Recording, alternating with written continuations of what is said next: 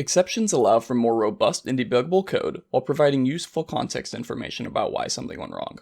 This can greatly speed up development times and save frustration. While exceptions on their own can be very useful, additional information about errors can be provided by writing user-defined exceptions. Let's take a look at how to write user-defined exceptions in Python.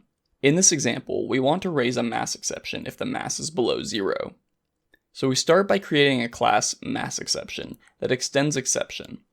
If we now set our validateMass function to raise massException, when there is an improper mass, we will see that massException is raised.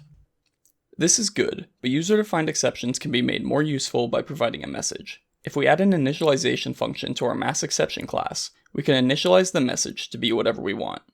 Then we just call the superclass's initialization function and pass that message value as a parameter.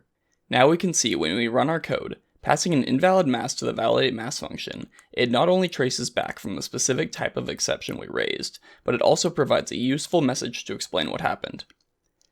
Lastly, it's considered best practice to store your user-defined exceptions in a file called exceptions.py.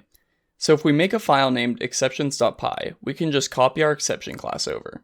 And now if we import that exception class, everything still works as expected.